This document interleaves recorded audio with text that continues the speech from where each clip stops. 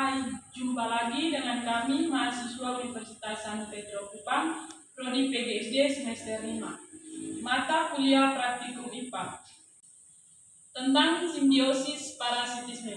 Sebelumnya, di sini kami akan memperkenalkan diri. Saya sendiri, Lydia Pascalia Pebesi, dan teman-teman saya Tresia Camelia Astripto. Saya Maria da Costa. Saya Fikenova da Costa Boko. Berikut penjelasan dari laporan praktikum kami.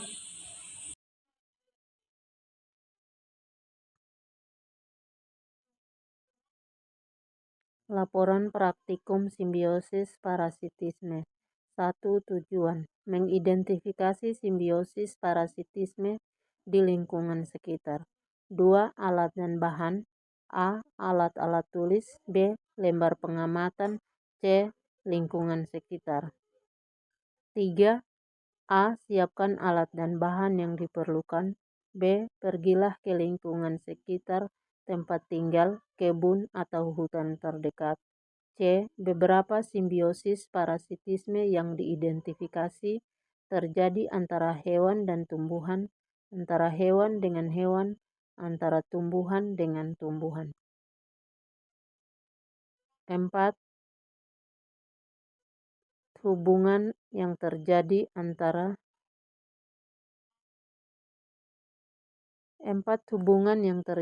yaitu 1.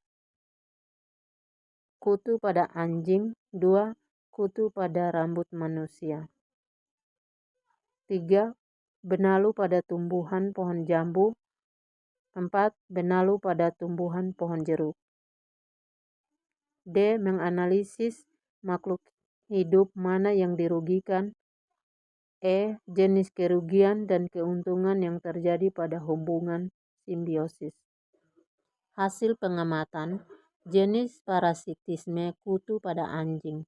Pihak yang dirugikan anjing. Jenis kerugian terhisap darah dan gatal. Pihak yang diuntungkan kutu. Jenis keuntungan menghisap darah anjing. Yang kedua, jenis parasitisme kutu pada manusia. Pihak yang dirugikan manusia. Jenis kerugian menghisap darah dan gatal. Pihak yang diuntungkan kutu. Jenis keuntungan menghisap darah manusia. 2. Jenis parasitisme benalu pada pohon jambu. Pihak yang dirugikan pohon jambu. Jenis kerugian menghambat pertumbuhan pada pohon jambu.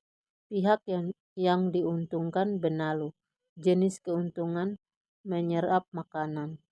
Jenis parasitisme benalu pada pohon jeruk. Pihak yang dirugikan pohon jeruk, menghambat pertumbuhan. Pihak yang diuntungkan benalu, menyerap makanan pada pohon jeruk.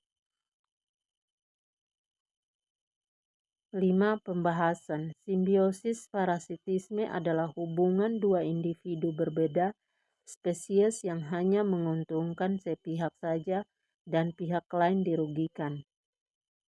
Seperti 1. Kutu menempel, mengganggu dan menggigit, menghisap sehingga anjing dan kepala manusia merasa gatal dan dirugikan.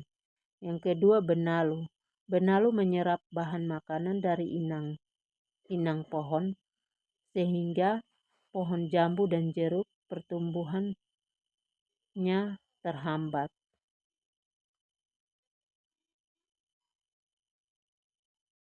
6. Kesimpulan: segala jenis hubungan dua individu berbeda spesies yang membuat satu pihak untung dan pihak lain dirugikan disebut simbiosis parasitisme.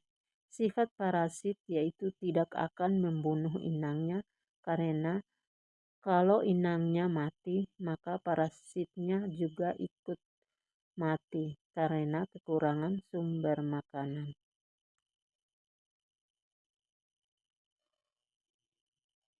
Demikian video penjelasan hasil praktikum kami. Sekian dan terima kasih.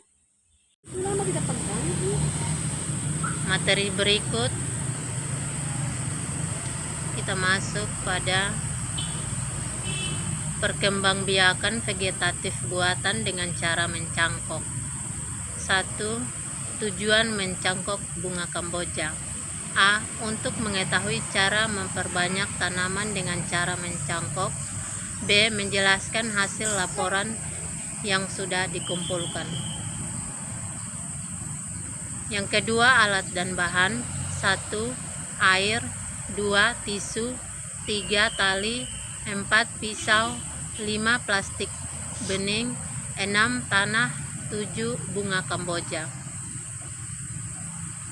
3. Prosedur kerja. 1. Siapkan tanaman Kamboja yang akan dicangkok. 2. Sayat batang dengan menggunakan pisau ukuran 5-6 cm. 3. Bersihkan dengan tisu sampai kering tanpa getah. 4. Ikat plastik transparan yang sudah disiapkan. 5. Isi tanah pada plastik yang sudah diikat dengan tali sampai tertutup hasil sayatan, lalu ikat dengan tali kembali. 6. Beri lubang pada hasil cangkokan supaya air meresap ke dalam. 7. Sirami hasil cangkokan dengan air sampai basah. 8. Hasil cangkokan siap disimpan dan diamati. 5. Pengamatan. Diamati selama 30-60 hari. Akar cangkokan keluar lalu siap ditanam di pot baru untuk mendapatkan bunga Kamboja yang baru. Selama 30-60 hari, cangkokan berhasil mengeluarkan akar seperti pada gambar ini. 6. Pembahasan mencangkok bunga Kamboja untuk memperbanyak tanaman Kamboja. Dengan mencangkok, akar akan tumbuh lebih dulu lalu ditanam sehingga dapat langsung menyerap unsur hara dari tanah. Pertama kali harus dipilih batang yang sudah cukup tua karena batang yang muda sangat rentan patah dan sukar untuk dikupas kulitnya secara benar. 7. Kesimpulan. Bunga Kamboja merupakan salah satu tanaman yang biasa dijadikan tanaman hias karena bunganya yang cantik dan harum dipandang. Untuk itu, cara untuk memperbanyak bunga Kamboja ini adalah dengan mencangkok. Semoga penjelasan kami mengenai laporan praktikum yang sudah kami kumpulkan sesuai dengan penjelasan kami di dalam video ini. Sekian dan terima kasih. Materi berikut kita masuk pada pengaruh deterjen pada perkecambahan kacang hijau.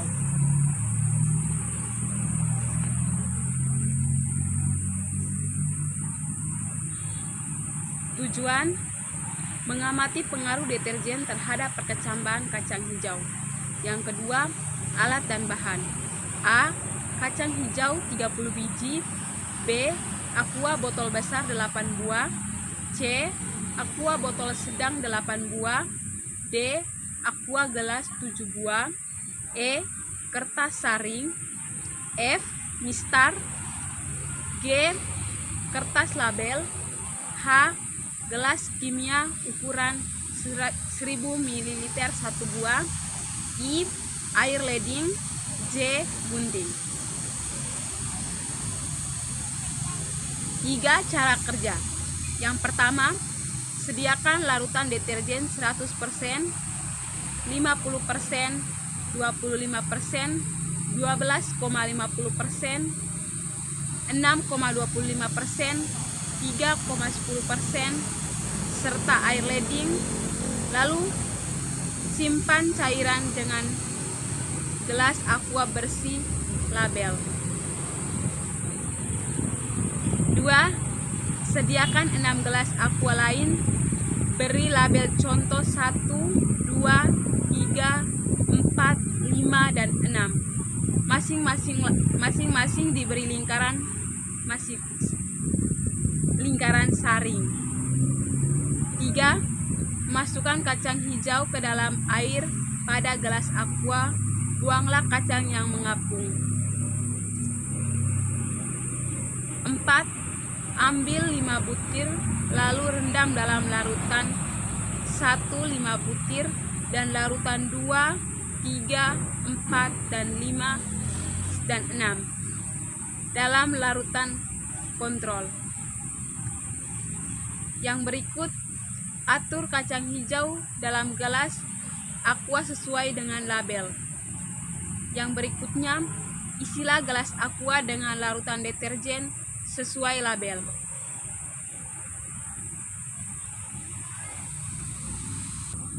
Yang kelima, hasil pengamatan. Yang pertama, 100%. Hari pertama sampai hari ke-24 sama dengan 0% atau tidak tumbuh satupun. Yang kedua, 50%. Dari hari pertama sampai hari ke-24 hanya tumbuh 1 cm lalu mati. Hari yang ketiga, 25%.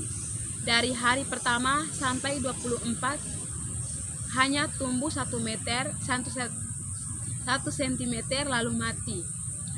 Yang keempat, 12,5%. Dari hari pertama sampai hari ke-24 hanya tumbuh 3 cm.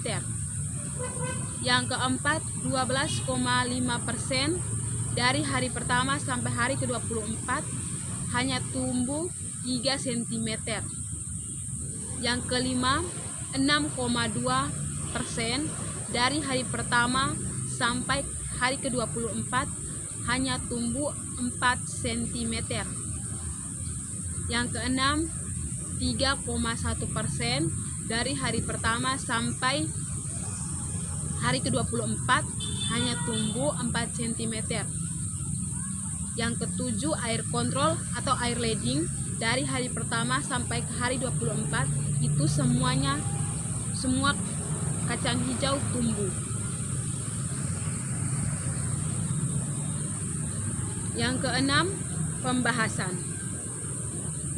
1. Pengamatan lingkungan menimbulkan banyak kerugian bagi manusia serta lingkungan. Ada 4 tahap, yaitu yang pertama, tidak menimbulkan kerugian, lihat dari akar dan waktu. Yang kedua, pencemaran yang mulai menimbulkan gangguan pada komponen ekosistem. Yang ketiga, pencemaran yang sudah mengakibatkan reaksi yang fatal. Yang keempat, pencemaran yang menimbulkan kematian dari kadar yang tinggi. 7. Kesimpulan. Dari percobaan dapat disimpulkan bahwa kecambah pada kadar konsentrasi tertentu atau rendah masih bisa mengalami pertumbuhan walaupun pada hambatan, tetapi pada konsentrasi tinggi kecambah tumbuh namun tidak mengalami pertumbuhan dan pada akhirnya akan mati. Sekian dan terima kasih.